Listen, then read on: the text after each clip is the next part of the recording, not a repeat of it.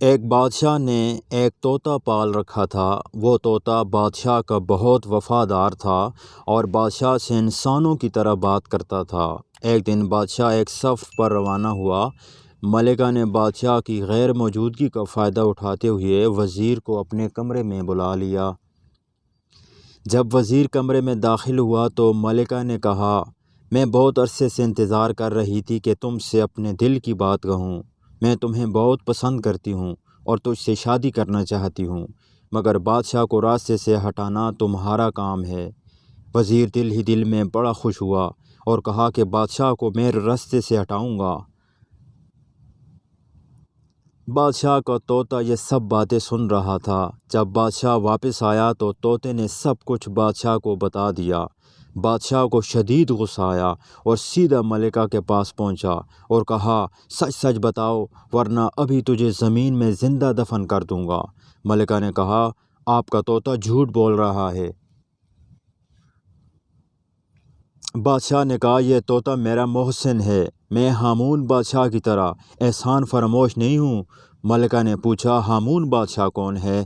بادشاہ نے کہا، ہامون بادشاہ کو ایک جلد کی عجیب سی بیماری لگ گئی، پوری سلطنت میں اس کا علاج کوئی نہ کر سکا۔ پھر ایک حکیم نے اپنے علم سے اس کا علاج کیا، بادشاہ کی جلد مکمل طور پر ٹھیک ہو گئی۔ بادشاہ نے حکیم کو بہت سے انعامات سے نوازا تو وزیر حکیم سے حسد کرنے لگا اور کہا کہ بے شک حکیم نے آپ کا علاج کیا ہے مگر وقتی طور پر، عارضی علاج ہے، اور یہ حکیم ایک جاسوس ہے جو ہمارے ملک میں جاسوسی کرنے آیا ہے۔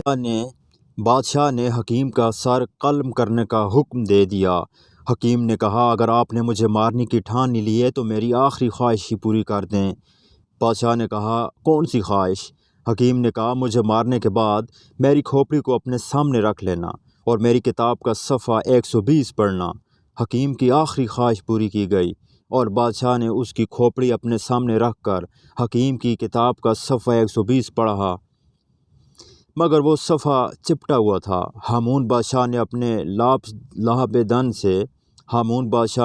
لابدن سے صفحہ کھولنے کی کوشش کی۔ کتاب کے صفحے پر لگی زہر نے بادشاہ کو تکلیف میں ڈال دیا اور وہ تڑپنے لگا۔ تو کھوپڑی سے آواز آئی کہ میں تمہارا محسن تھا اور ایک موذی مرض سے تم کو نجات دی، مگر تم نے مجھے ہی مار ڈالا۔ اب یہی تمہارا انجام ہے۔ ملکہ نے کہا، بادشاہ سلامت، آپ سلامت رہیں، میں یہ ثابت کروں گی کہ آپ کا طوطا جھوٹ بولتا ہے۔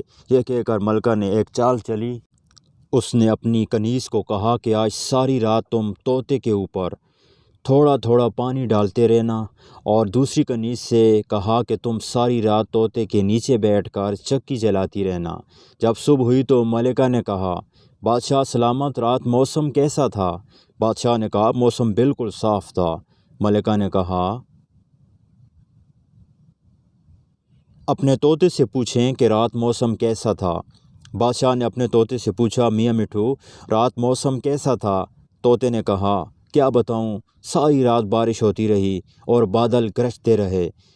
ملکہ کی چال کامیاب رہی اور بادشاہ نے طوطے کو جھوٹا سمجھ کر مار ڈالا۔ کچھ دن بعد یہ بات ثابت ہو گئی کہ ملکہ اور وزیر کا کوئی چکر چل رہا ہے اور بادشاہ نے ان دونوں کو رنگے ہاتھوں پکڑ لیا۔ بادشاہ نے اپنے جوتے اتارے اور اپنے ہی سر میں مار کر کہا، افسوس کہ مجھ میں اور ہامون بادشاہ میں کوئی فرق نہ رہا اور میں بھی احسان فراموش رہا۔ جی تو ایک انسان ہونے کے ناطے ہمیں بھی یہ سوچنا چاہیے کہ اللہ کے ہم پر بہت احسانات ہیں جن کا شمار کرنا بھی ناممکن ہے۔ کہ ہم بھی احسان فراموش تو نہیں، کہ ہم اللہ کی عبادت ویسے ہی کر رہے ہیں جیسے کرنی چاہیے۔